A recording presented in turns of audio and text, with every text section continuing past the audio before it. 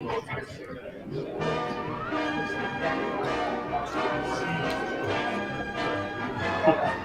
yeah, that wonderful music means it is time for another official.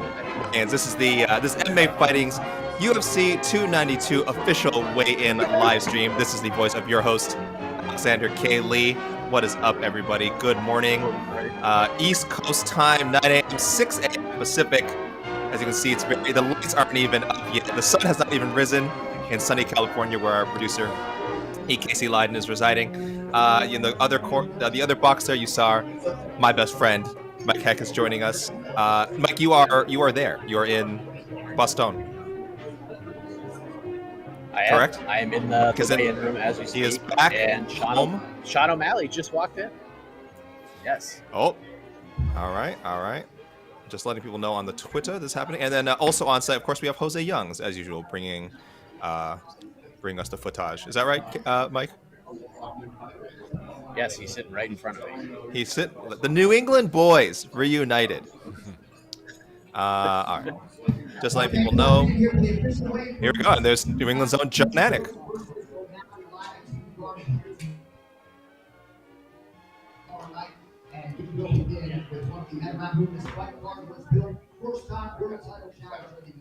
Sean O'Malley.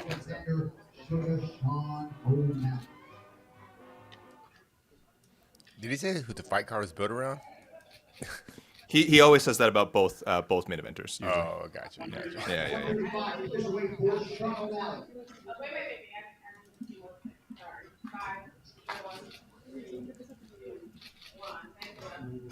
I believe that was 135 for one Mr. Sean O'Malley. 1 for 1. 1 for 1. Our next fighter to the scale, one half of the co-main event, now a two-time UFC strawweight champion, facing a defense this weekend, Magnum Zhang Weili. Zhang Weili.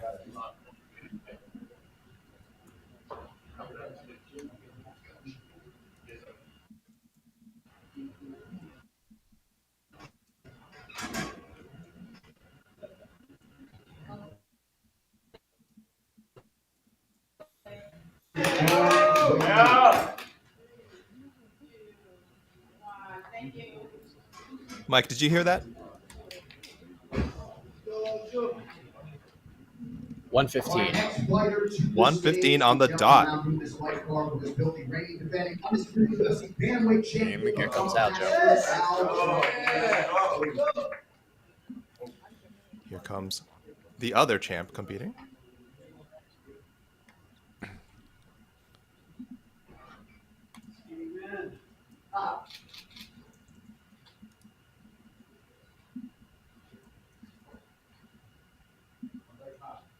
Yes!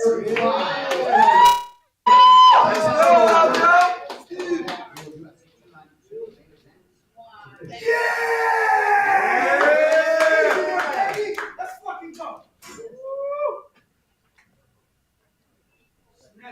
Fired up. 135. All right, AK, say it. Oh wait, where are you at, AK? Main event is official, by the way. I'm back. I don't know. I just got disconnected there. Sorry. I am back. There's Vera Morose.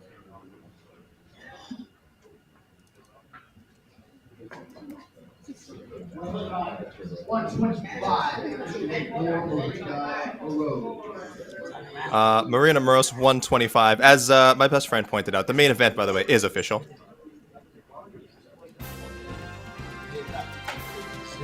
Hey guys.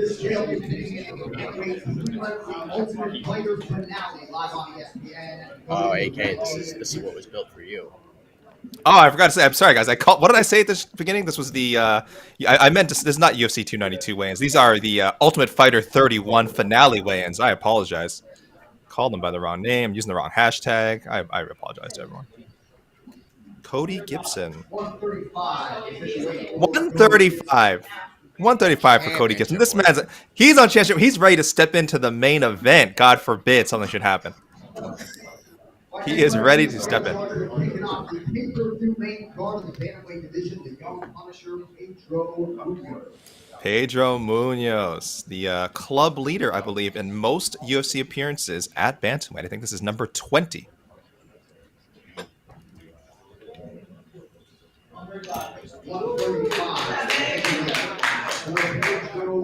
135 for Pedro. All the bantamweights coming in championship weight. I don't know. Maybe they're getting ready just in case. There's Just in like case. 4,000 bantamweights on this card. Yeah, so I'm telling hold you. Speaking of bantamweights, we got another one. Mario Bautista.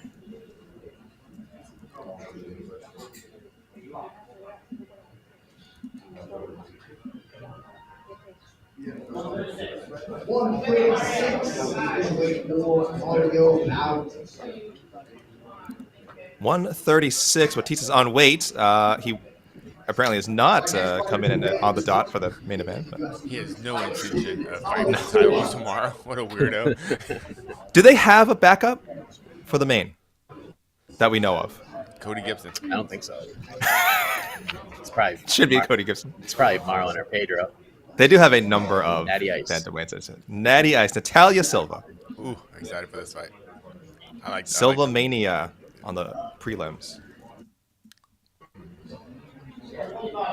125, the official weight for Natália Silva.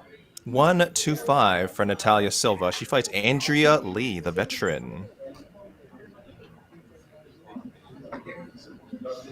My next fighter to the scale competing in a pre-line ESPN, the UFC middleweight division. Gregory Rodrigues. Middleweights, AK. Here we go. Robocop, Robama, whatever you want to call him. Here comes Gregory Rodrigues. 186, the official weight for Gregory Rodrigues. There you go, 186 for Gregory Rodrigues. Nice and trim. Facing Denis Tiuliulin, the extremely easy to spell Denis Tiuliulin. Our next fighter to the scale, the other half of the bantamweight Ultimate Fighter Final, Brad Katona. Brad Katona. Potentially the multimate fighter. The ultimate fighter. Previously won Ultimate Fighter 27. Could become the first two-time tough champion ever. Winnipeg Zone. 135, the official weight for Brad Katona. 135 for Brad Katona, and the Ultimate Fighter 31 Bantamweight Finals are official.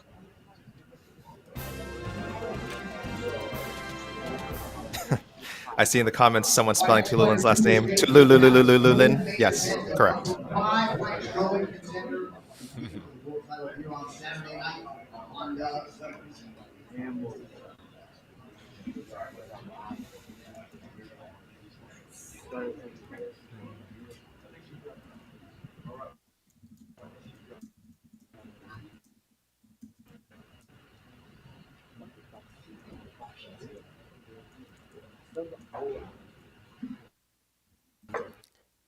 All right, Mike, you're going to have to be a little descriptive of what's going on because we're getting in potato internet right now. Looks like Lemos. I got it. It is Lemos, yep.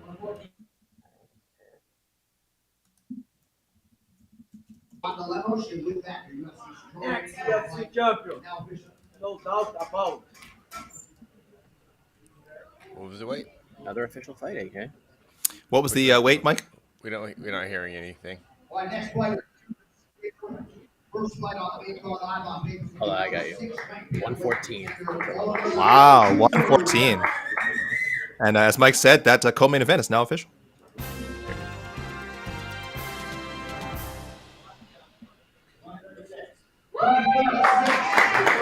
Marlon Vera, 136. Marlon Chito Vera, 136. His fight with Pedro Munhoz, now official.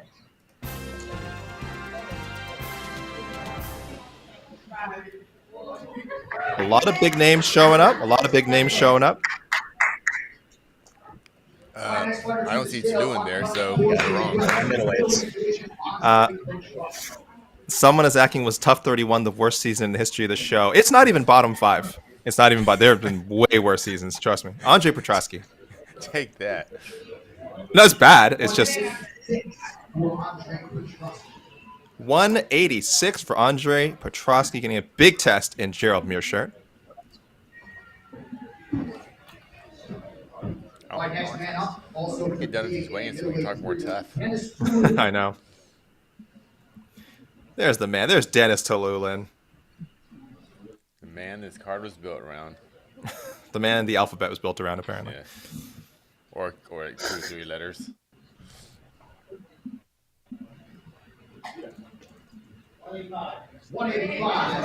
Easy money. 185. Championship weight for Denis Tiuliulin. His fight with Gregory Rodrigues is now official. Next fighter to the stage, competing in a featured Freeland Live on ESPN middleweight division.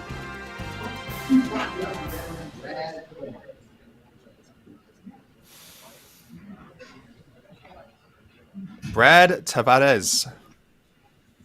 Wow. Speaking of tough, this man was from a long time ago. 185, the official weight for Brad Tavares. Brad Tavares making weight once again. No problem there.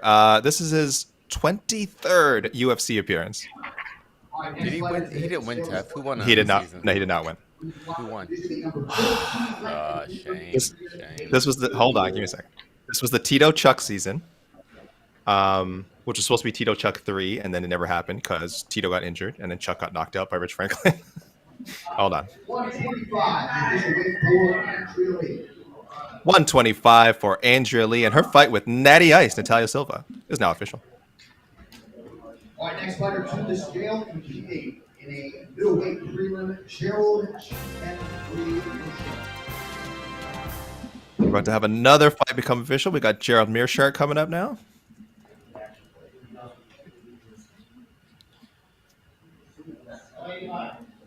$185, the official weight for Gerald Meerschaert.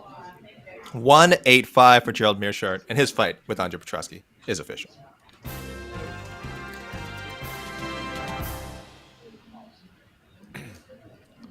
Also making championship weight in case he needs, the. Where's the comments? I'm looking at the. Why are they not telling me who won this? Come on, comment YouTube. I don't want to look it up. I feel like I should remember this. This was the Chuck Tito. It was middleweights and I think it was just middleweights. Was it Gastelum? No, that was the Sonnen Jones season. I will figure it out. I'm not going to look it up. I can't think properly right now. We're still kind of catching our bearings here at MMAfighting.com. These weigh-ins come at you so fast and furious. Where's my background there, Casey? Is the Fast and Furious back? Because that would have been a perfect segue to show the family. All right. You know what? Just leave me hanging. That's just what I deserve. I got to look at the weights here. Again, we've got also, I don't know if people noticed, if you've seen your tweet deck disappear this morning for all you tweet deck users. That's how it's going for now. you, huh? You don't use it? Thing. You don't use it? No. It's essential for things like this where I have to tweet and sort of keep up with the news and do all this other stuff at the same time. So I'm not doing that right now. But yes, more importantly, guys, we've got a little lull in the action here. We have our main event set, Aljamain Sterling, Sean O'Malley, both 135. And our co-main event, which isn't getting a lot of talk, mainly because I would say the two competitors involved are not doing a lot of talking, and Because the UFC... They respect each other. Yes, and the UFC has no idea how to promote that. So so that's it. Zhang Weili at 115, Amanda Lemos, pound under 114. So there you go, guys. If no drama there. We have at least our two championship fights. Still plenty more names to come, but this looks like we got movement. Okay, all right. Looks like we'll have someone coming up. But we don't have Jose's camera, so Yeah, we'll have to we might need the play-by-play here. Do your best Boston sportscaster voice. Give us a little play-by-play. I will. It's going to be Kurt Holobaugh.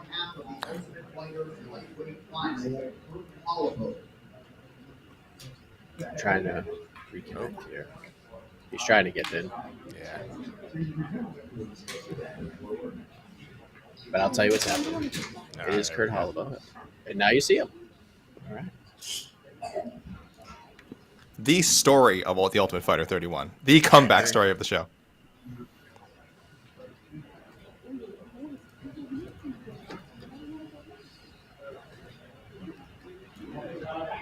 $155.5, the official weight for Kurt Holobaugh. 155.5 for Kurt Holobaugh. We are still waiting for Austin Hubbard, the other half of the hashtag Tough31 finale. But Kurt Holobaugh and Cody Gibson, both incredible comeback stories. Kurt Holobaugh, I would say, is the most surprising that he's in this position to get back in the UFC. But Cody as well. I think Cody. I was doing a little, doing some notes here. I think Cody is the one who fought the longest ago of the Ultimate Fighter finalists. I think of the first three guys, no one was farther than 2019. Cody Gibson, the last time you saw him in the UFC, February 22nd, 2015, he went out on a loss to Douglas Silva de Andrade, who I believe is also still in the UFC. So it was that long ago. It's been 8 years, over 8 years since people have seen Cody Gibson. So pretty line climb. I've seen Cody Gibson twice live on the regional scene. He was since he left the UFC. Yeah. I was at his last fight against Francisco Rivera for the Up Next promotion down the street, and it was a freaking fantastic main event. He wound up choking out, I think, Francisco. And I also saw him live on the one and only Nick Diaz's War card. And he was on that card. So I was like, I think that's why I say his story is a little more expected than Kurt's. Because Kurt has been fighting for reputable promotions as well, but you just didn't hear his name because you're right. Yeah, Kurt really didn't have he had a pretty bad run in the UFC, honestly. He's 0-4, I think, right? He didn't he didn't win, right? He didn't win, and he didn't necessarily look like someone that stuck out. Cody, I always enjoyed watching. He just kind of ran into some losses in the UFC, but clearly earned his way back. Too bad he had to go through tough to do all that, but at least I don't know. We know a little bit more about his story. I didn't know he was adopted. Was he the one that's adopted? Was it Cody Gibson? I believe so. Yeah. Oh yeah. Okay. Yeah. I know Kurt Holloway's got 7 dogs. and beat the dog curse for anyone who didn't watch The Ultimate Fighter 31. Anytime they featured a fighter's dog, that fighter would go on to lose. Not coincidentally, they were also always Team McGregor fighters, and Team McGregor had a team of all sort of inexperienced, quote unquote, people who hadn't fought in the UFC. So they called them prospects, and they were, not surprisingly, mostly outclassed by the more experienced fighters. So, but yes, I could talk about Tough 31 all day, and I just might. But let's talk about what we've seen so far today. Mike, again, you are there in person. You've got a better view. I didn't notice anything, on the scales. But this is the last time we're going to see Aljo, it seems, at 135. It's a 99.999% chance, depending what happens. How did Aljo look? Looks incredible. When we had gotten here this morning, Merab Dvalishvili had told us he was just about at weight anyways, so he said the weight cut was going really well, and he looked really healthy. He was smiling, in good spirits. He was obviously yelling and screaming with excitement. So, yeah, he looked gigantic and looked in great shape, and we're ready to go. It's the last cut. He may have saved his best for last, Joe. Yeah, all the talk leading up to this fight, Mike, was holy crap, like Aljo's looking diesel. And he's looked like that, in all his fights. But I don't know if he was, putting it out there to like for intimidation factor, or like you said, maybe he's just having a really fantastic cut. He's like, man, I got to document this. Like because he's, like we said, we think he's going up to 145. I'm sure he'll be a very fit 145er as well, but he won't be quite that, I guess, this shredded, this cut down. So. Yeah. What about O'Malley? What was your thoughts on O'Malley's win? Looked the same he usually does. Was in first in line, got it done, made it relatively easy. I know it's kind of a tough cut for him. Didn't look as energetic as Aljo did, but Sean's more of a laid back, kind of chill vibe, while Aljo's much more intense. So can't really take a whole lot away from that. But yeah, looked good. Was first in line. It's always a good sign. Yeah, him being first up, I think was a little bit of gamesmanship, of course. As Casey said, like he got the first, the man around whom this card was built around. The man knows his branding. The man knows the importance of these things. I don't know. Maybe I'm reading too much into it. Maybe just coincidentally, he was the first guy who just happened to be around to be able to get up and get around. But I think he knows. I think he's like he wanted to be the first one up. So good for him.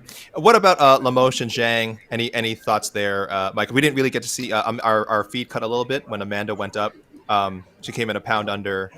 Any thoughts on Zhang or Amanda Lemos? Lemos looked good. Didn't look like the weight cut drained her too much. Like you just said, under the championship weight, which is always good. And Zhang Weili is just a specimen. She is in incredible shape. She's jacked, powerful. She seems to be at the peak of her powers right now, and she looked very, very hungry on the scale. And I'm not just saying because she cut weight. I'm saying she's hungry to get in that octagon. And, right. And put on a performance. Boston is very much behind Zhang Weili. She got a big pop when she was introduced at the presser yesterday. So, yeah, she looked awesome. Why? Where did that come from? Why is that? She has fought in Boston before, right? Has she? No. So the last time they were in Boston. No. Okay. She was a guest fighter the last time. And she loves Boston. She was a big Tom Brady fan. So before that card, she got to go to Gillette and meet Tom Brady, and it was like one of the thrills of her life. So yeah, she loves Boston. There's a big Chinese contingency around here, so they were up and they were very loud yesterday. So I expect nothing less, much louder probably, come tomorrow night when we have 18,000 people in the garden. I used to live in Avon, Massachusetts. It's a very small suburb of Boston, I think. And let me tell you, it was not a big Chinese community when I was there. We were the only Chinese family in like a 50-mile radius. It was a different time. This is the late 80s, early 90s. So different time back then. But I'm very excited for Zhang Weili. Very cool for her to be so popular in Boston. They're not like against Amanda Lemos for some reason, are they? There's no anti-Lemos. It's just they're just not familiar with her, I guess. No, I mean the difference was like at the press conference when Zhang Weili was introduced, it was like the Patriots scored a touchdown, and when Amanda Lemos came in, it was like she made a 6-foot par putt. They were like, yeah, all right, Mike, that's two New England Patriots references. You're near your limit. One more. I swear, one more. That's it. No more. I don't hear none of this. Overheating my camera. Tom Brady counts still. Tom Brady still counts the Patriots reference. All right, so we are going. Come on, we gotta. You're already in Boston. You're already home. We don't need to rub it into people's faces how Boston-y this card is. But I am absurdly excited for this card. I don't know if it's just a lot. I hear people talking about the fights that we sort of like didn't get, and like I don't know. They're not registering with me. Like for me, Neil Magny, Ian Machado, Garry is like just as exciting as Jeff Neal, Ian Machado, Garry, because Neil Magny beat Jeff Neal, the superior Neal. So really, we got a better fight. Wait, who did Neil Magny beat? He beat Jeff Neal. He beat Jeff. He won the Battle of Neal. Really, we shouldn't even call Jeff Neal. I think we said we were going to call him Jeff Ned. I think Jose, if you remind me. I think I was watching the press conference and Ian McGay was talking about Neil Magny beating someone, but it wasn't Jeff Neal. So yeah. Oh, okay. Damon Blackshear stepping in for Cody Garbrandt is like a better fight, and it's kind of a cool story. He literally just fought days ago. So and the other thing I think we lost was Rob Font was supposed to fight. Who was Rob Font supposed to fight Marlon Vera instead or something? Am I getting my facts mixed up here? Font Song Yadong, I'm sorry. Right, and we lost that one. Rob Font fighting in New England would have been great. We ended up getting the Font Sandhagen fight instead, which I get it was not what we wanted. Or on paper it was fine. Didn't turn out as we had hoped. But that's okay. That's little things. For pay-per-view, it's. Were you really rooting for Rob Font? What do you mean it turned out as you wanted? It was. No, the way the fight. I don't know if you remember. Corey Sandhagen said it was beautiful. Are you calling him a liar? It wasn't, according to Corey Sandhagen, it was a beautiful fight, and I would never question the integrity of Corey Sandhagen. 50-45 Sandhagen. He fought 25 minutes against Rob Font no questions and didn't get hurt. Yeah, that's beautiful. The prelims. I love the prelims. For people who weren't keeping up with the Ultimate Fighter, they might not be as thrilled as we are. People who aren't down with Silva Mania, but this is a really good. Every card on the every fight in the prelims is mine for one reason or another. So I'm super jazzed for this card. I'll give my gymnastics rating later. I think Jed Meshew, Mike, if I'm not mistaken, has already dubbed this a three Mechulin star card.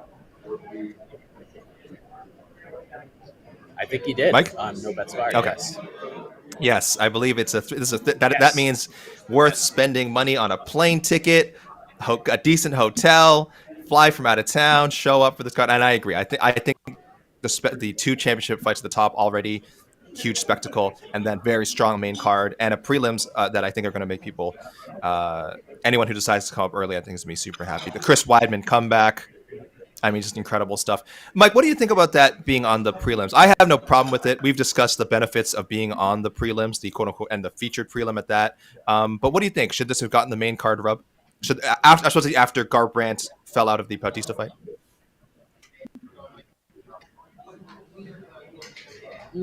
I'll answer that and say yes. Probably. But yes. I know. Yeah.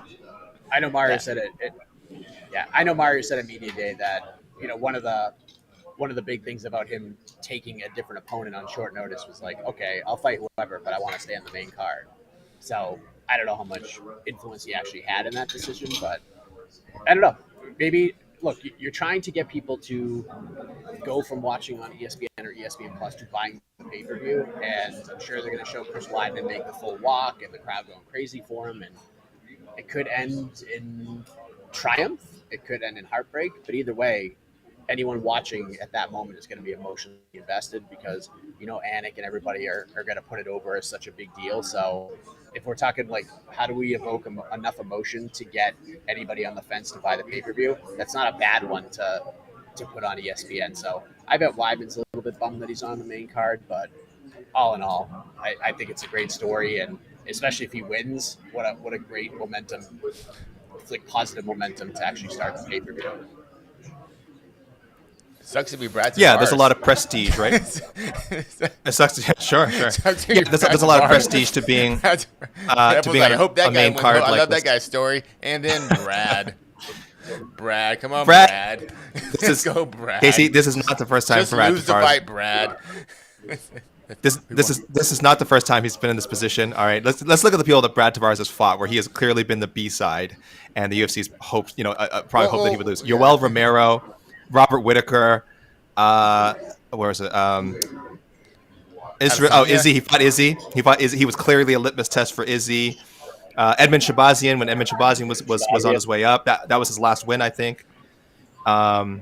He is used to being the guy who is expected to lose. He's known to be, and guess what? He's made I hope a decent amount of money doing that because he's been in the UFC for a long time. Oh, I want to say sorry. Someone in the comments, thank you, Conan Zena, and I looked it up right after. How could I forget who won that season? Still in the UFC, Court McGee was the middleweight winner of Tough 11. Yeah, how could I forget Court McGee? This was also not a great season, by the way. The season also had Chris Kamotsi, Seth Baczynski, Kyle Noak, and a handful of other names. Excuse me. So there you go. Thank you, guys. That answers that question. For anyone just tuning in, go ahead, Casey. If we're talking about tough, real quick. Oh, please. It doesn't have to be quick. It doesn't have to be quick. Take your time. So, has the UFC officially released everyone on the roster except for these 4 guys? Because you mentioned these previous seasons, and like a lot of these guys fought in the UFC, or yes. If anyone remembers the way they used to do when the Ultimate Fighter finale would get its own show, it would have Diego Sanchez versus Clay Guida at the top, and then there would be 7 or 8 fights featuring the fighters who competed on the Ultimate Fighter. And generally, the guys who won those fights would also get a lesser, would get signed, get a lesser contract, a contract with less security as well. But you would see them fight on the card. Since this has been wedged onto the pay-per-view, to a UFC 292 lineup, it's only the finalists. You're not seeing the other guys who competed. Now, I think a lot of those guys will get a shot. Lee Hammond, I think definitely at some point will be signed. That's from Team McGregor. He's a legitimate prospect. I hope Timur gets signed. I would hope Timur. It would be insane. Yeah, Timur, bring Jason Knight back. All those guys on the veteran side probably should have just been re-signed anyway, instead of having to do this song and dance. But no, to answer your question, Casey, as far as I know, I don't think any of these people are signed yet. That doesn't mean they can't be signed, shortly. But no, after the show is over, they are not automatically brought back to the UFC. So. That's too bad. Yeah, it's tough.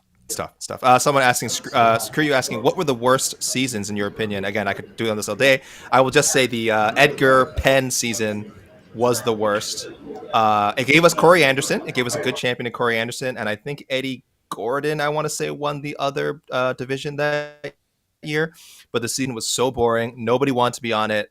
It was to hype up a third fight between Frankie Edgar and BJ Penn, which nobody wanted to see. If you want to talk about going through the motions, I think this was tough 19 or something like that. You guys can look up the Edgar Penn season. It is horrible. Don't even watch it. Don't even go look it up. Don't watch it. Don't try to find highlights because there are none. Terrible season. And the finale fight was as bad as the season was. The actual, when the coaches fought. It was horrible. Oh, it was just it was just it was so sad. It was just, I think it was in the middle of BJ's descent into whatever has happened to him now. So terrible season. I believe it was tough 19 or something to that effect. And then after a while, they all start to blend together. This one at least had I don't know, maybe because I got to do a wonderful post-fight show with Casey and GC Connor Burks. It made it better. I certainly wouldn't blame anyone for saying this is the worst season they've seen. It was pretty bad. it was pretty bad. So it's somewhere in the bottom. But the internet in the city of Boston sucks. I think it's that's all right. I think it's the city motto. Our internet sucks. Our internet sucks. Yeah, it's on their flag. It's on their crest. It's like Tom Brady. Our internet sucks. Yeah, Boston. Yeah. Their baseball team is no good either. I mean, if we're being honest, let's see. Oh, is Mike back? Yeah. Oh, Mike's back. Sorry, I didn't want to go there. But. Yeah. Just filling in the weigns now. For anyone who's checking out the website, we're known for sports. We are known for sports. We're a sports network, I always say. Yeah. So we're only waiting for the main card. We're really just waiting for Damone Blackshear. Kind of understandable. I do wonder where his weight is. Again, taking this fight a week after he just fought, won with only the third twister in UFC history, and I don't know. I don't know when he was notified because I think Monday was when we got the news that he'd be taking the fight. So it could be 5 days notice that he is cutting back down, getting back in there. Hopefully he didn't have a huge steak dinner with ice cream over the weekend because it's probably not going to help things. But we are waiting for him, and of course Neil Magny and the fifth person who this card isn't built around. Ian Machado Garry, who says he is carrying this card on his back. And Mike, we knew that as soon as he showed up on the MMA Hour and said, "I am carrying this card," that this would be the headline. Yeah, this would be the headline. We're talking about it. He kind of willed it into existence. What do you think of the comments? What do you think about his strategy, his promotional strategy, Mike? So it's kind of tough for me to say because I couldn't hear anything any of the fighters were saying yesterday at the press conference because it was so loud. It was so loud, and then they were bickering back and forth, and the crowd is screaming, so I literally did not hear much. The crowd in Boston loved Ian Garry. They were cheering him on. They were going crazy. I know the social media world that we follow were not big fans of what Ian Machado Garry had to say. You could tell Neil was kind of out of his element, though. He looked a little bit uncomfortable up there, but who knows? Maybe it's just a fire that we really haven't seen from him, someone really getting under his skin. So while many people may have thought it was cringy, it could have been very effective mental warfare from Ian Machado Garry because I've never seen Neil Magny like that at a face-off or a press conference or anything like that. So it was pretty wild, man. I couldn't hear anything anyone was saying. What was the last time Neil Magny was at a press conference? Because I'm looking, he was on the UFC 283 main card in Rio, and I don't remember if they must have done a press conference for that fight, right? That card, standard press conference procedure. No, I don't remember. I've been and either than it would have been I've been covering Burns, so I MMA don't for think 15 years. I never remember. This is my first time I remembered a pre-fight moment with Neil Magny.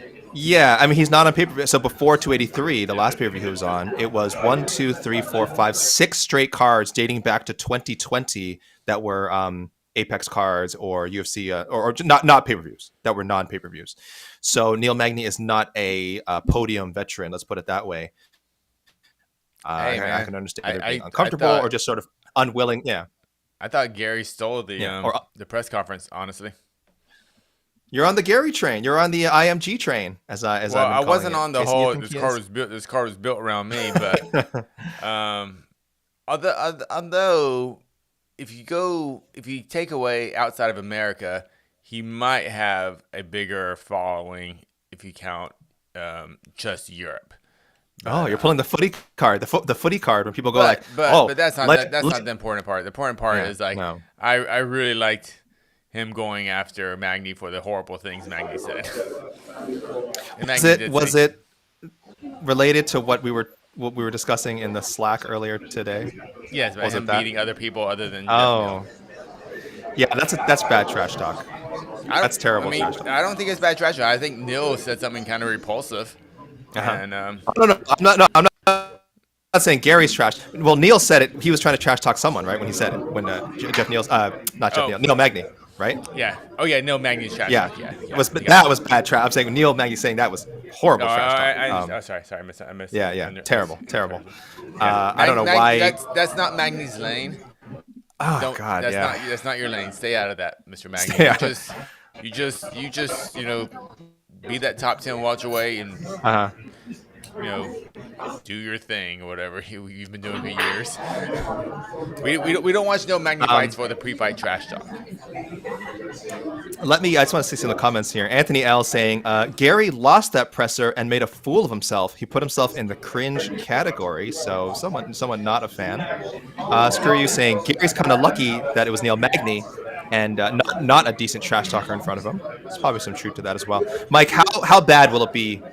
Or will it be bad? Or maybe it's not. Maybe I'm overplaying it. But how bad will it be for Machado Garry if he doesn't pull off this win on Saturday after everything all the talk? I mean, short term, kind of bad, but overall, not terribly bad. Like, he'll take a beating for a little while, but he's 24. He's trying to make a name for himself. Some people dig it. A lot of people don't seem to dig it. So a loss would sting for the short term, but like it's not going to hurt him too badly. But I actually feel like he's going to have a very good night on tomorrow. But I could be wrong. He may just lit a fire that you don't want to be seen from Neil Magny at this press conference and the things he was saying. So I don't know. Mike, you did a wonderful appearance on No Bets Bar this week. By the way, that was spectacular. You so and weird. Jed and Connor Burks, that was so good. What did you have any action on this fight? I don't remember now. Did you have any action on Magny and Machado Garry? I have Ian Garry's parlay piece, and then I have Ian Garry by knockout. Ian Garry, but yes. Well done. Ian Garry, according to Tavares, By the pretty way- big favorite. By the way, guys, Mhm. Get ready. We haven't seen this in a long time, but it's about to happen. It's been a couple of years since this has gone down. Christopher Weidman. I think you know what's about to happen. He, former middleweight champion, and from what I understand, based on his walkout music, he is a man that doesn't seem to want to back down at all. Yes, I heard he won't back down. Scale. I heard that as well from a reliable source.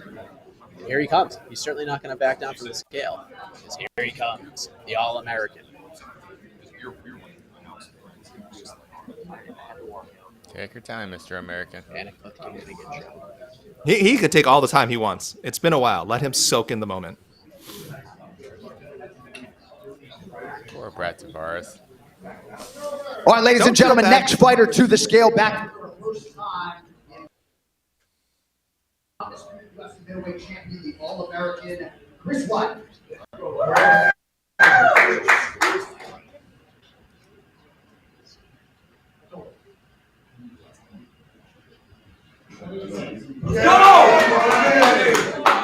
Chris White.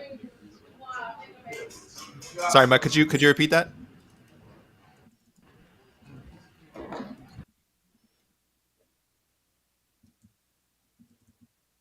Oh, did we lose Mike, Casey? No, he's muted. 186 186. Thank you, Mike. Thank you. 186. 186 for Chris Weidman, and his fight with, as Casey puts it, poor Brad Tavares is now official.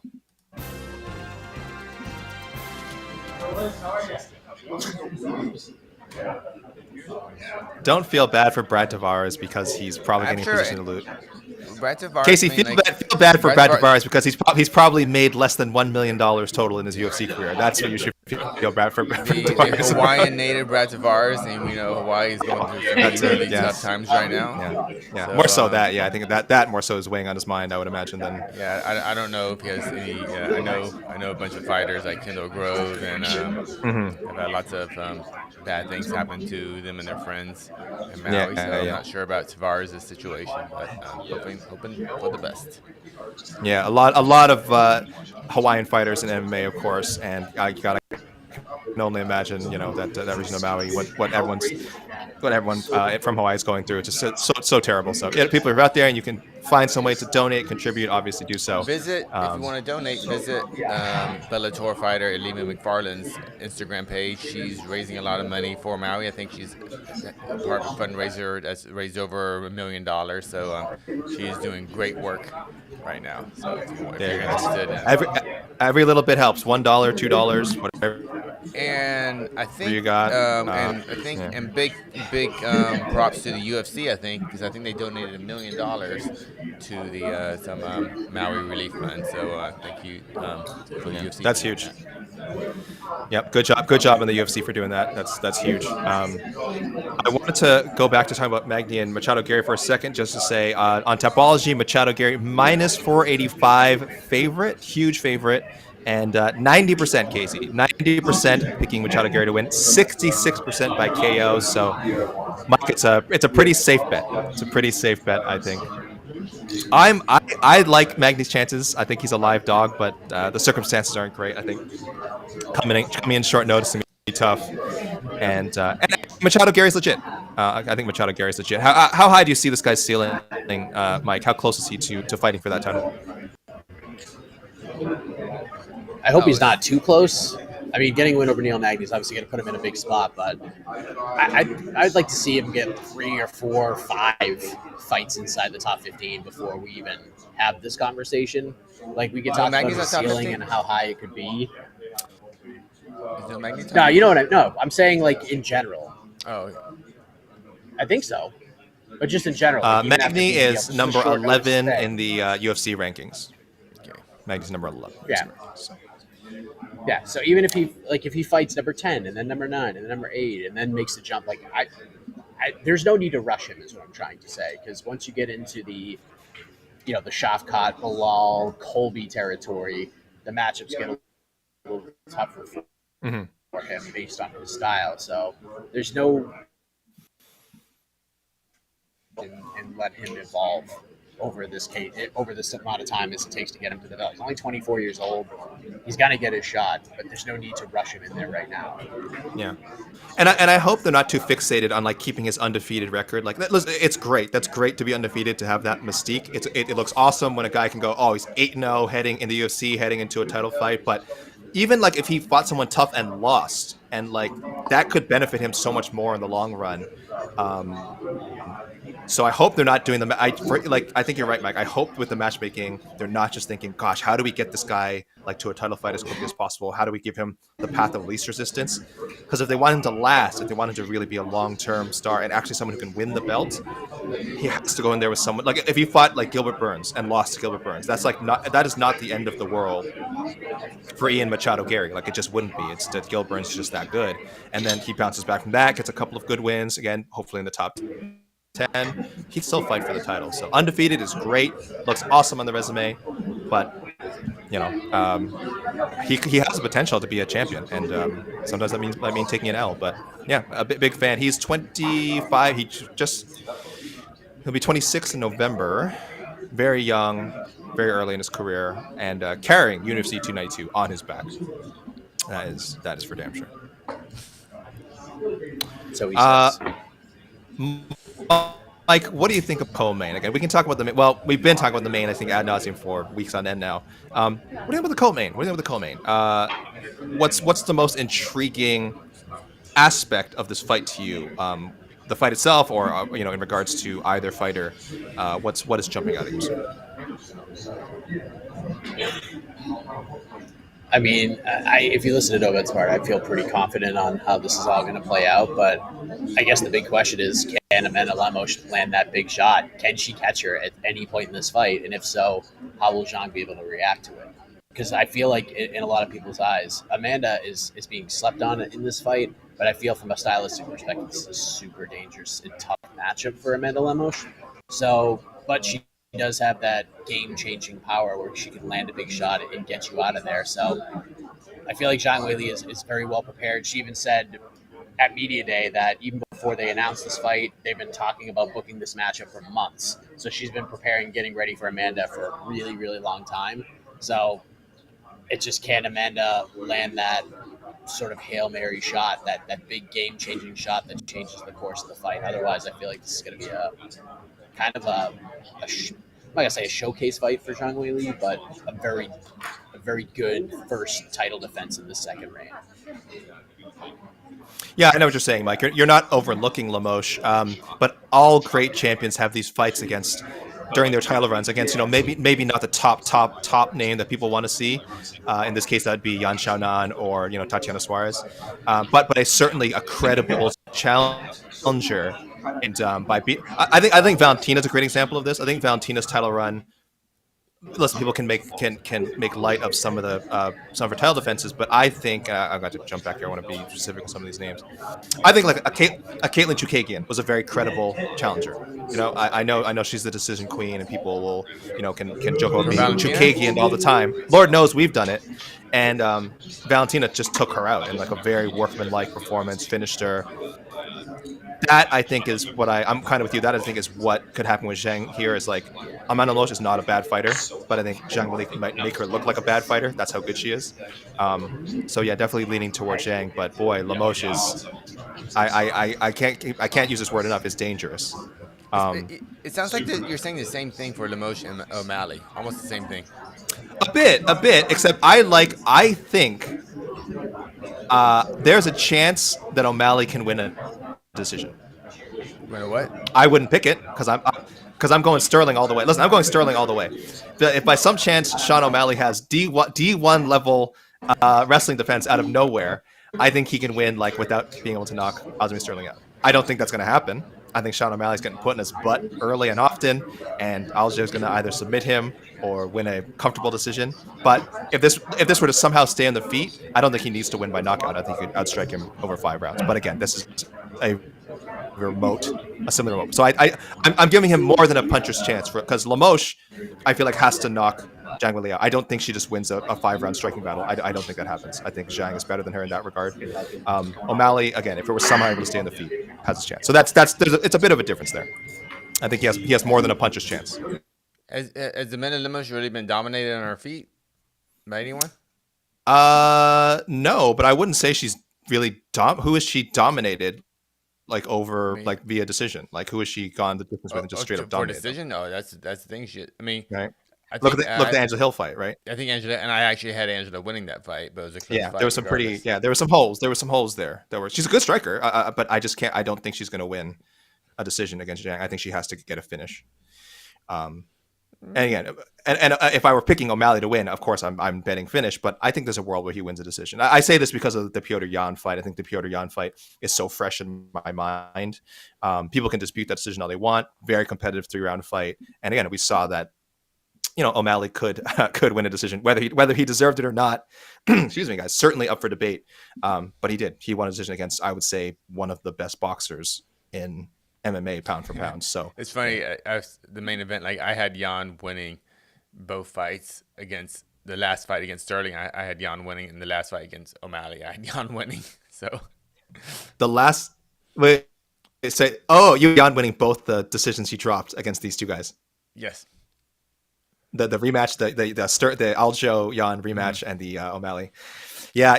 It's just to touch on Yan for a second. But both of those were super close fights, and I understand why the decision went the other way, or if you feel that the other guy won that fight. That's not the hill I'll die on. And it's so funny with hold on, I need to ban someone in our comments. It's so funny. Oh, can I do? Oh, hold on. Switch over. Jan is on this sort of losing streak now, and we've been kind of like, oh man, like how does Jan get out of this? And it's like he's on a losing streak, but it's not like maybe the last couple of losses. I don't know if people weren't. It was a Marab's last loss. The Marab, yeah. So maybe the Marab fight, but like he's on a losing streak that is completely explainable, and he's not. I don't think he's that. Like I think he just needs a bit of luck on the cards. He needs a bit of he needs some of the right matchups because he's facing super elite competition. So I don't think we've seen the last of Petr Yan at the top. It just looks bad, and when you see all that red, if you just look at like Wikipedia and you look at his record, you're like, oh, look at all this red. This guy's washed up. And it's like, I don't think so. Yeah, I think you'll see I don't think so either. I think obviously just a fantastic performance from Merab, and Merab basically made a name off of Yan in that last fight. Like kind of solidified who Merab is in this division. He should be the backup he should always be Aljo's backup when he's not fighting, right? The UFC should pay Merab, I know they won't, this would be insane, and I get it. Even I will say economically this makes no sense. But they should pay him some money to be Aljamain's backup. God forbid something should happen. So why do we do this backup? We always talk about this backup thing, and literally a backup has never fought in a title fight. I feel like you asked this last time this came. I feel like we have this discussion every time. Is there not? There has to be an example. Because everyone keeps talking about it, and it's never. It's literally never happened. When a backup has come a week of, and like all of a sudden, they're fighting. YouTube comments, please let us know if we're incorrect. I think Casey is right. Certainly not since they started doing like the designated backup. Yeah, I mean, we've seen weird last second backups. Yeah, we've seen last second backups, but they've been on the card or something like that. Yeah. So as far as we know, there is not a backup. I would think it's weighing in just in case. Yeah. God forbid something happened, but it would be hilarious if Cody Gibson or Brad Katona or Pedro. I guess Pedro Munhoz. No, you wouldn't give him the spot. Why not? I guess you would. Yeah, maybe you would. No, Demont. You know who should get it? Demont Blackshear. The guy has if he makes 135. If he makes 135, he should. That would be amazing to go. Not just a quick turnaround, but to be thrown into a title shot. But no, we're hoping that doesn't happen. I know this is a striker versus grappler matchup. I know this is, championship experience, high level competition versus a guy who has one, super notable name on his resume. But I love this fight. I love this main event. I am so intrigued. In my mind, it's a clear Aljo win, but O'Malley has proven me wrong before. I thought Petr Yan was going to comfortably win against O'Malley, if not knock him out. Now, it's not to think that's to say I thought O'Malley was bad. I thought he would have his moments. I didn't think he would have as many moments as he did and actually go on to win a split decision. So I don't know. That I wrote a feature. He looked really good against an elite fighter like Yan. I didn't have O'Malley winning it, but the judges gave it to him, so fine. Yeah, and Jed pointed out the huge concern is that do we have someone coming up? Yeah, right there. Oh, yes. Karine Silva. 125, the official weight for Karine Silva. That is 125 Karine Silva. And her rematch from years ago with Marina Moroz is now official. I had no idea this was a rematch. I completely forgot before I was taking my notes. I was like, when's the last time Karine... I was like, I want to see Karine Silva's losses because I'm very big on her as a prospect. I think she has like 4 losses. And I'm like, who has she lost to? And I had to go all the way back. And then she was 20 years old. Marina Moroz was just 23. And Marina Moroz beat Silva by armbar. But this was back in 2014, I want to say. So we're talking almost a decade away. What organization? I have to look that up. I could not tell you that off the top of my head. Was it in Brazil or I Europe? I believe it was in Brazil. XFC International. Oh, how could I forget? All the people in the comments right now are like, you don't remember XFC International 7? Casey, this was in Sao Paulo, Brazil. Also on this card, Alan Nascimento, future UFC, current UFC fighter now. Carlston Harris, who's in the UFC right now. And I think that's it as far as... Viviane Pereira, who was in the UFC. There's some guy whose name you might recognize. The third fight from the bottom of the card, Michel Pereira. was on this card as well. This was back in That's a pretty 2014. loaded. That's a pretty loaded Sao Paulo card. Just a local. That's a nice show. card. Yeah. A lot of future. I'm sure there's names. I'm sure there's names who have fought for other notable promotions on this card that I'm forgetting. Travel to one regional Brazilian show. Is that the one you go to? Yeah. Extreme Fighting Championship still around. They're based out of Michigan, so this was a trip to Sao Paulo. This is not a Brazil-based promotion. They just had a card this past June. So shout out to XFC. I'm learning so much about the Michigan regional MMA. I know. That's right. But Karine Silva, one half of Silva Mania. If you guys want a fun parlay, don't bet on MMA, I always say, but if you must, sign up to DraftKings promo code the MMA Hour. I'd go Silva. Dude, I'd go Silva. I'm really looking forward to seeing Natália, Natty Silva, and Andrea. Karine Silva and Munhoz is gonna be fun too, but I think Lee and Silva is gonna be a heck of a fight. I am excited. Lee and Silva both fights are tests for Karine again to fight someone who has beaten her long ago. And Andrea Lee, very hard to put away. Natália Silva, both Natália Silva and Karine Silva are finishers. So if Natália Silva can finish Andrea Lee, that would be impressive. Even winning a decision, because Andrea Lee's tough. She's tough. This is good booking. This is good booking. Question from the It's not no yes. place for me. One moment. chat. What did I say? Karine Silva weighed in at 125, right? Sorry guys, I'm not doing my job. I will see the question in 1 second. Do bald people use soap or shampoo on their head? Casey, why would you put this on the screen? Mike, do you want to answer this question? It's shampoo, right? Oh, we'll never find out. Good. I'm glad. Mike shouldn't have to answer this. I don't know. I don't know. I will. I know eventually when I am a bald man and I've lost all my hair, I will definitely just still shampoo shampoo. the scalpel area, as it were. What was the other comment I want to hop on? So sorry guys, I know you guys. I'm juggling multiple things here. I saw people. Oh yes, I want to say. So please, within the next few minutes, actually, you should see a feature I have going up on MMAfighting.com, a little editorial about fighters. I found it so difficult to phrase this reason. Casey, it's about hyped fighters, who how they fared in their first title shot. Hyped fighters. Yeah, hyped. Now this is somewhat subjective. You know, right. So some names got left off and was appropriately hyped or overhyped. But some names on there are obvious: Conor McGregor, Brock Lesnar, Darren Till.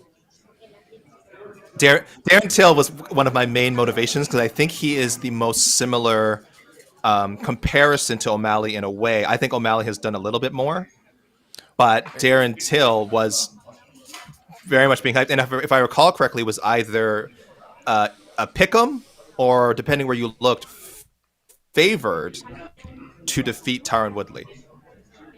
This had a lot to do with Woodley was coming off the Damian Maia title defense and also the Wonder Boy, the second Wonder Boy fight, which also was not a hugely entertaining matchup.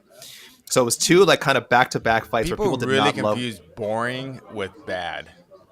It's really funny. Yeah, they go, "Oh, that was a boring fight." So clearly, that fighter must not be good at fighting. Yes, and that's where people were at with Woodley. Oh, he's just he didn't do anything against Wonder Boy the second fight against Maia. He just held on to the belt, he just defended it doing the bare minimum, which isn't true. Those two guys are both great fighters, and you cannot do the bare minimum and survive against Damian Maia and Wonder Boy. But that was going into the Till fight, and people liked Till. Yeah. Oh, people love Till then. I mean, he was coming off his own controversy. He'd won the split decision over Wonder Boy and had missed weight for that fight, but that was clearly supposed to be a number one contenders fight. So the UFC was just well, we got to give it to him. There weren't a lot of other challenges ahead of him at the time. It was meant to set him up to fight Woodley, so they just booked it anyway. And he was a lot of that made sense. Yeah. I picked Till. If you want to know how dumb people are, I picked Till. So that's how you know I'm the king of bad predictions. So that's how you knew Till was overhyped when a goofball like me says, "Oh yeah, Till's the one that's going to end it," and it was arguably the best performance of Tyron Woodley's title championship run. Oh, it was one of the most Completely dominant done. Did not look like championship- Darren Till belonged yeah, there. yeah, championship defenses we've seen in a very long while. Yeah. Yeah. Especially It was not when close, the and poor especially Darren when Till the has been champ downhill was ever the since. underdog. Yeah. Yeah, so that's probably the best comparison. Again, O'Malley had a bit more UFC experience. I think that was only Till's 5th. Oh no, sorry, that was Till's 7th fight. I'm sorry. So it's similar, very very similar. Jose. Hey Jose, what's going on? Mike, do you think that's informative in any way? Do you feel like? I think a better question to ask is let me phrase it better.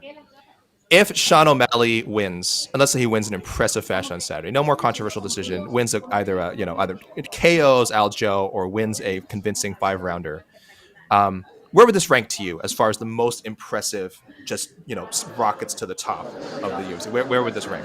Is he in the Conor Brock tier, or would it be a notch below? What do you think?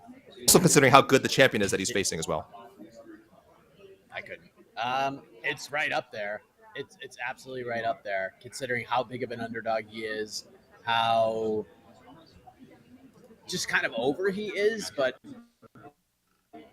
not a lot of giving him like a real chance to win. But it's also kind of like there's a sprinkle of destiny involved. And even Sean brought this up at media day and throughout the week that it's almost like it is meant to be, regardless of the stylistic matchup, regardless of the experience levels, that on Saturday night, it is meant to be that this man is going to become the bantamweight champion of the world. It has been written in the stars, and everything that he has done, everything that he's gone through, the Marlon Vera loss, the Pedro Munhoz eye poke, the Piotr Jan split decision that he has gone through, it's all going to pay off on Saturday. So I think just the combination of everything, him being such a big dog, him being he's probably the biggest star in this division already, and he hasn't even gotten in there to fight for the title yet. He hasn't even had a main event yet, and he's still the biggest star in this division up until tomorrow night. So it would be right up there. I don't know if it's number one, but it's on the Mount Rushmore. That is, at the very worst, it'll be one of the top 4. It probably doesn't rank higher than Conor. I in my article I said Conor's probably the best case scenario the UFC has ever had for promoting a star, and him having passing every test and going beyond probably what they even thought he could become. I would put him below Brock as well. Do you agree with that as well? Do you put him below those two maybe? Yeah, he's probably number 3. I'd say this would be probably number 3. Yeah, it's hard to, and again, especially since he's this weird. Where I'll say, Mike, I'm old. I don't understand a lot of the things that O'Malley, the streaming, he's doing the streaming, and he's smoking the weeds, and he's got the crazy colored hair. And back in my day, I don't know. This behavior was either unacceptable or didn't exist. We wouldn't even know what streaming was 20 years ago. But he's got this fan base that the UFC is so eager to reach. I mean, just look at the way they push. I don't know why I'm mentioning it. Look at the way they push Power Slap, right? It's like, oh, it's all over socials. What do you mean? Just Power Slap's the biggest thing. That's the audience that like Sean O'Malley is capturing, but for real. Like the audience that he actually can get these people to pay money to watch him fight. So that huge chunk of audience is what they want. And if he wins that title, your Dana impression, by the way, is spot on. Your Dana like White that sounds. that's really Dana good. White. Just sorry. Hey, Power slap. Power Slap. Look at our social numbers in India.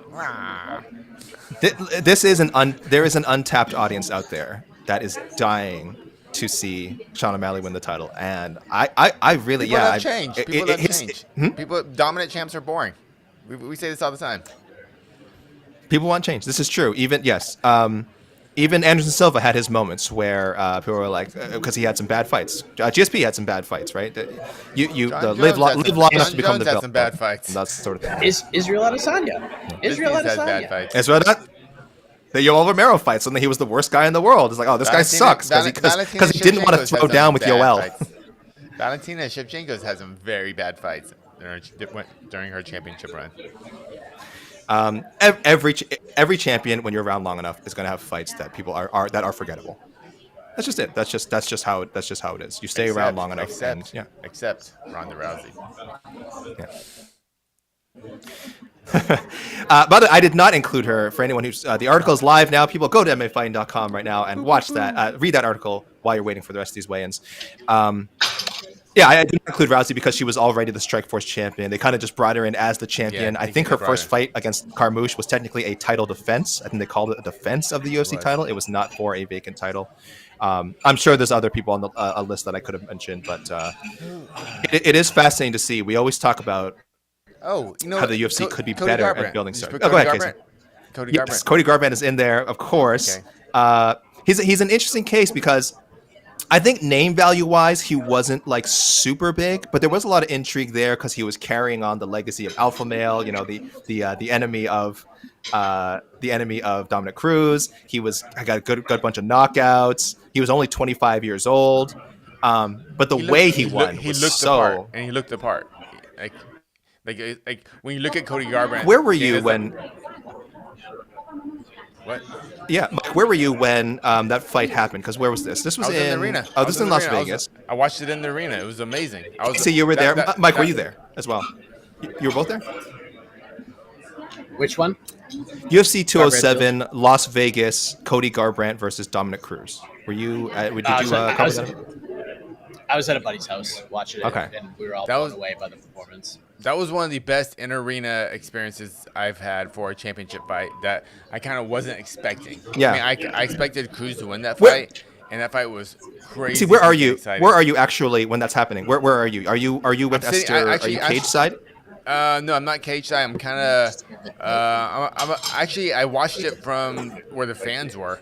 I kind of found some. I couldn't have gone kind of in media row, but I decided I kind of found an empty seats, right, kind of the 50-yard line where the fans were. So I prefer. If I'm in the arena, I kind of like watching it from the fans' perspective, and people were just going insane for that fight, and yeah, it was just it was one of my favorite kind of live experiences for sure. What was going through your head when you're like, holy crap, like he is like this is no puncher's we're talking about puncher's chance. This is no puncher's chance thing. Like he is outstriking.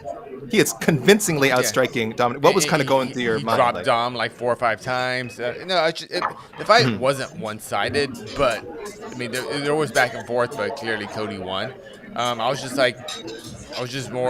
shocked. I've never seen someone really finally get the timing down of Dominic Cruz, and the slips and the crazy footwork just wasn't working. Like Cody kind of broke the code, you know. So that's what you kind of saw. I'm over exaggerating, but it felt a little bit like when Holly fought Ronda, like in the sense like, oh, Holly broke the code, she figured it out. Sure. You know? And that's what you're kind of watching with Cody and Dominic Cruz at that point. We got movement.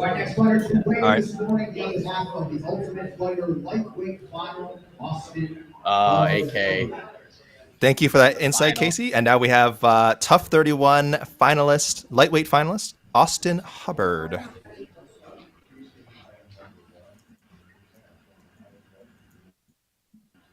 Acá son las 10 de la mañana ya.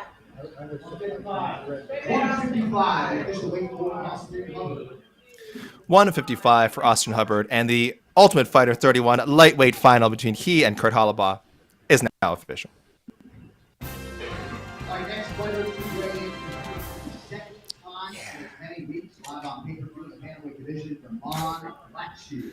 Unbelievable. Here comes Damon Blackshear. Yes, people, you're not experienced Javu, as John Anik said. Literally, this was a week ago we saw Damon Blackshear step to the scale. Now he gets to do it again, and he'll get to be at the ceremonials later today, so that's fun. Damon, probably has to be his first ceremonial weigh-in, so good for you. Has anyone won back? Who's gone? Who's even been attempted this? Loopy? I don't know if she. Loopy. She I can't didn't win remember their if she won, second one though. though. She Didn't win the second. Okay. 135.5. And we lost the feed again.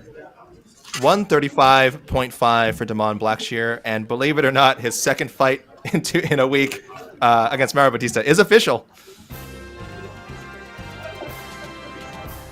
I still can't believe it. I think what's the quickest wins? Hamza did 10 days. They had a weird, because there was a weird schedule there with Fight Island. So he did 10 days and he won both fights. He won 2 fights in 10 days. And now he fights every 10 years. Chris Lieben won, I want to say 2 weeks. It was like because he fight Akiyama the second time. People again, YouTube comments. You guys are smarter than me. Throw out your memories of quick turnarounds. But I believe this would be the record if he wins. I want to say if he wins. I don't know if anyone has won 2 fights in 1 Loopy week. went for it. She went for it. Years. Yeah, but she didn't win her second fight. But She's a gamer. Blackshear, yeah. We'll see if Loopy Blackshear always good. goes for. Loopy went for it should be her like T-shirt.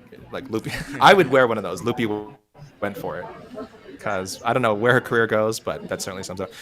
Sorry, Mike. So I was asking you, where were you? Do you remember where you were when that fight, Dominic Cruz and Cody Garbrandt happened? UFC 207. I was at a buddy's house. We were just watching it and wanted to see if Cody could get it done and knock him out, and we were dazzled. It was just one of those performances. Like, you don't see people out footworking and out striking Dominic Cruz like that, and then he's down, he's doing the worm in there, like he's styling on him, and I was just like, wow, this is something. But honestly, the thing I took away the most from that, and Casey, you were probably in the building, probably in the room when he did it. Dominic Cruz shows up at the press conference, doesn't sit down, and just takes the loss like an absolute king. It was really one of the. If we talk about how people handle like first L's or crucial losses, that's the standard bearer, is how Dominic Cruz handled himself after the loss to Cody Garbrandt. Like, just unbelievable stuff. If you've never seen this, I highly recommend when this show is over, before the preview show, just go to MMAfighting.com's YouTube channel, like Dominic Cruz, UFC 207 post-fight press conference, and it's just unreal. Unbelievable. I've always over the years working in the MMA media space, I would say 9 out of 10 times, I'm always more interested in what the losing fighter feels after a fight than the winning fighter, because it's easy to say, oh, I did everything went right, cool, and I'm gonna fight this guy next, and I'm gonna make so much money, cool. The losing fighter is such an interesting story, and how they handle it. And the way Cruz handled it that night too. Thank you for bringing that up. Actually, I kind of forgot about that. Actually, I thought about I remember the fight a lot, but I did actually forget the post presser. And the post presser is one for the ages for sure from Dominic Cruz. It was almost in the same light in terms of just the way he handled that victory. I think over T.J. Dillashaw in Boston, right? Was it in Boston? That was in Boston, correct? Yeah, the way Cruz, it was almost like the other side of it now, where a fight that he was expected to lose against TJ, and he came back and he won that fight, and then how he handled the loss versus Cody, a fight he was expected to win. So it's awesome. I've always been a big Cruz fan, especially as a fighter, and how he was talks not about fighting. Yeah, I know. He was not quite as gracious in his next fight against Henry Cejudo. Not to Cejudo. Cejudo is whatever. Let's not forget UFC 249, the a little controversial stoppage, lost Henry Cejudo, and gave us the Keith Peterson Dominic Cruz feud that goes on to this day. By the way, this was 3 years ago, and it has not gone. Hey, I did not like that stoppage too. I still don't like that stoppage, but Keith Peterson is a good ref, though. I'm okay with it, but I also would have been okay with that fight continuing. I think if that had gone to the next round, I would have been like, Keith Peterson did a good job not stopping it. So I'm right on the fence. I'm that guy. I have no problem with the stoppage, but I also have no problem with people saying they want to see it continue. Cody's win over also aged pretty well because, like I said, so he loses Cejudo. That's not a big deal. Cejudo's an amazing fighter, an all-timer. And then beats Casey Kenny and beats Pedro Munhoz. So, Jose, we heard you for a second. Did Jose want to chime in? Yeah, you heard me. I've been listening. What did he say? Yeah. I just said hello. Oh, okay. Hey, Jose. Guys, everyone in the chat, put up your J's for Jose. Can I get some J's in the chat? Can I get some J's in the chat for Jose? Shout out to Jose again. Always on there, bringing us that footage. Dealing with the usual myriad amount of technical difficulties. Yes. I don't know if you can tell through. I don't know if you can tell through the picture, but it is about 10,000 degrees in this room. Right. It's cooled down slightly. I think someone finally complained, but before the weigh-ins even started, I got an alert on my camera saying it was overheated. and I'm indoors. Like, that's how hot it was. Is there just no air conditioning, or there's just not enough because there's so many people? Like, it's not going to matter. It's the heat. I think it's so. This is an odd day in Boston. It is the hottest day of the week, but it is pouring rain. So I think it's just muggy and humid. So like the air is heavy, you know. And we're in a ballroom. You can see behind Mike. Those are just huge windows right to the outdoor. So it's just a muggy, unpleasant situation. Yeah, that's just gross. I'm feeling icky, like just You're describing it. Like I just feel, I am gross, but now I feel gross. Like normally I can ignore it. Now I feel it. Yeah, that's fair. That's fair. Cody's win over Dominic, by the way, has aged really well because Dominic has fought still decently since then. And also what makes the win more impressive is how much Cody has, like what makes that moment's the unfortunate in-cage luck that Cody has had. Having to fight TJ Dillashaw twice. TJ's a great fighter. But then Pedro Munhoz, Rob Font, Kai Car-France, just getting beaten. And that really feels like a lifetime ago. Again, I guess it's 7 years ago, almost 7 years ago now. That's a long time ago in the sports world. So, Yeah. but yeah, you go back and watch that fight. What a moment in time that was. And a shame he's not competing on Saturday. Our Bautista matchup, very tough. I imagine Bautista was pretty strongly favored, but good chance for Garbrandt to capitalize on, finally getting off the schneid recently, and we'll get to see it. Hopefully everything's okay with Cody health wise, and it won't be too long before we see him back in there. But hard to say. Should we do a rain dance? Who's dance, doing guys? it? You doing it or? Oh, we do it. I don't know if Mike can. Mike, you can see you can see the screen, right? There it is. I can do it. Why not? All right. Go for it, Mike. Please. All right. Let me I gotta wait for the music, AK. Let me get my keyboard. Jeez. All right, here we go. And three, Gotta dial it up. 3, 2, 1. All right. I mean, you could read them, but if you don't want to read them, I'm going to tell you what the weights are so far. UFC 292 going down tomorrow night. Main event is official. Aljamain Sterling, Sean O'Malley both weighed in at 135.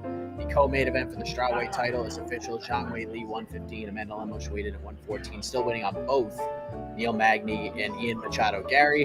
Mario Bautista versus Damon Blackshear. That is official. Bautista weighing in at 136. Blackshear 135.5. Second weigh-in in 7 days. Marlon Vera 136 for his fight with Pedro Munhoz, who weighed at 135. Chris Weidman's return to the octagon is official, at least as of right now. The Jose Young's rule always in effect. 186 for Chris Weidman. He fights Brad Tavares, weighted at 185. Gregory Rodrigues 186 takes on Denis Tiuliulin 185.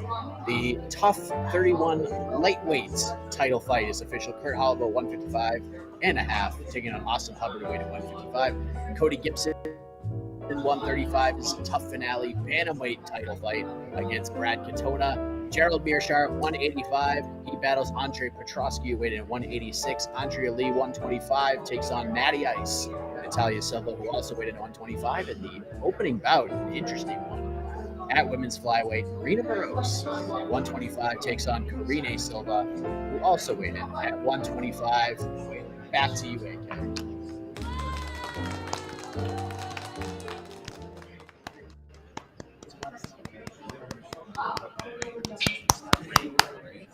I was waiting for. Okay, I'm clapping. I was waiting for it to be on back on screen. Thank you, Mike. I didn't expect the rain dance to shake out either of our remaining two fighters there. I just want to, one, hear your beautiful voice, and two, give people a little rundown there, because people are always chiming in. Did so and so make weight? Did so and so make weight? It is a nice voice. We don't talk about that enough. He's on. He has a show called Heck of a Morning. I don't know if you've heard this, but people get to hear his that morning show.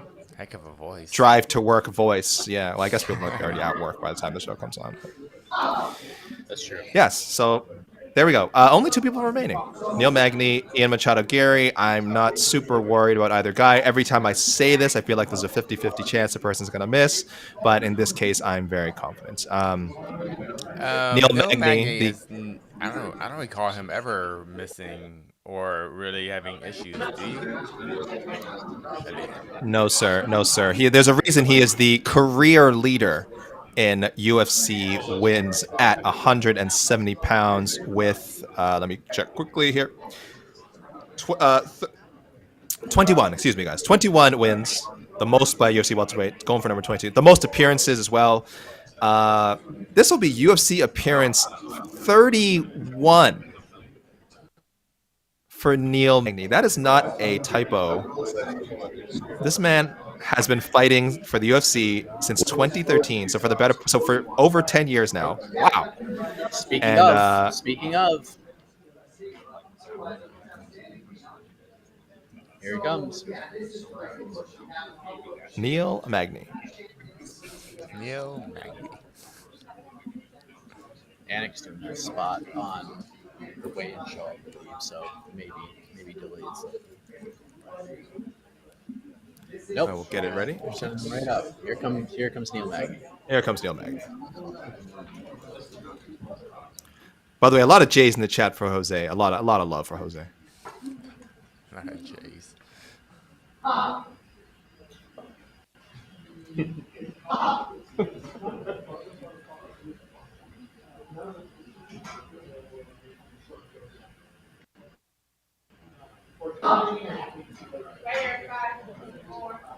$170.5 for Neil Magny. 170.5 for Neil Magny. Again, stepping in on short notice for the man he defeated, the lesser Neil, Jeff Ned, as I believe Jose said should be known going forward. 170.5. 170.5. 170.5, sir. Yes. Is that Anik? Huh. Yeah. Wow, the Anik laugh. It's like learning like Call of Duty. It's incredible. Jose, do you remember if we decided that Jeff Neal would become Jeff Ned if he lost to Neil? We'll have to wait on that because IMG? Wait, does this mean our show's almost over? It means our show's almost over. Guys, No.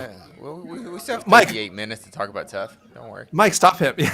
Stop him. Mike, stop Ian Machado Garry from weighing in. Here he comes. I don't get to spend enough time with you guys. And Ian Machado Garry, step off the scale. No, get off the scale. I'm enjoying this way too much. 170.5 for IMG. 170.5 for Ian Machado Garry, and that fight with Neil Magny is official.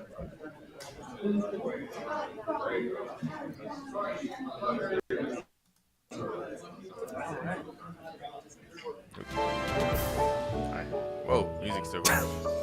What is going on? What is going on?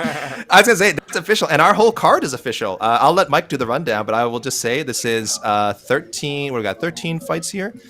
So we are, 12 fights.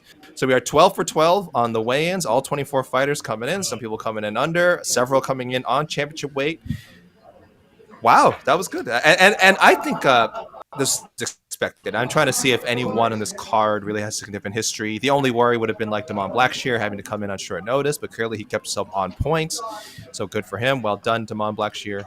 But yes, no misses. Championship fight's official. Mike, I guess bring us home. Again, if people can't tell, I'm fumfering and putting this off because I don't want the show to end.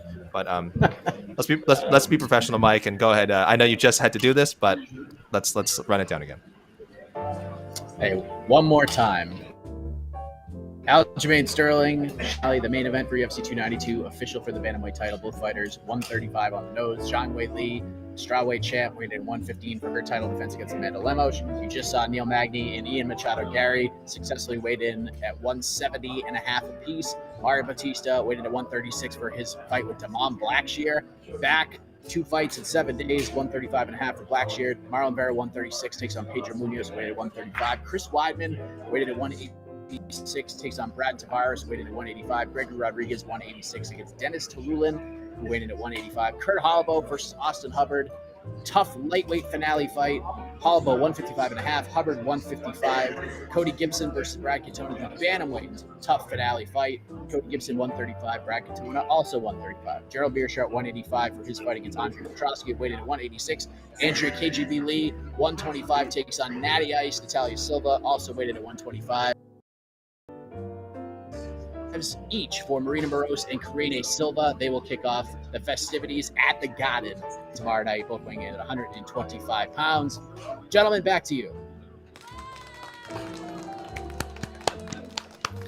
Thank you, Mike. Thank you for doing that again. I know you are a true professional. Thank you for keeping the Boston references to a minimum on the show. Only break out the accent. You give a little hint of the accent there. You have a little hint of the accent there. Little one. I had to do it once. You got to do it. You got to represent. You're at home. You got to represent. By the way, Mhm. By the way, wait till you hear the cold open for the watch party tomorrow. Okay. It is incredible. Oh God. Yes. Well, make sure not to miss the watch UFC 292 watch party on Saturday night. There will also be a pre-fight Q&A on Saturday before the show, about 45 minutes to an hour before the show, before the first prelim, which is scheduled for 6:30 in time, 3:30 Pacific. We'll have a live preview show for you later today. Actually, I guess we'll be doing it not too long from now. It'll be well before ceremonials. We're not doing after ceremonials, right? It'll be well before ceremonials. Mike, you're signing off? Mike is waving. Okay, bye, Mike. Noon Easter for the preview show. Yes, I get a roll out. Okay. Bye, guys. Well, Love you all. very soon we'll have a preview show for you. Bye, Mike. Bye, everyone. Thank you, Jose, for providing us this beautiful stream. Thank you, producer Casey, for producing, as you do. And thank you, everyone, so much for tuning in and watching. You guys are the best. And we will see you in like an hour or two. So we'll see you guys soon.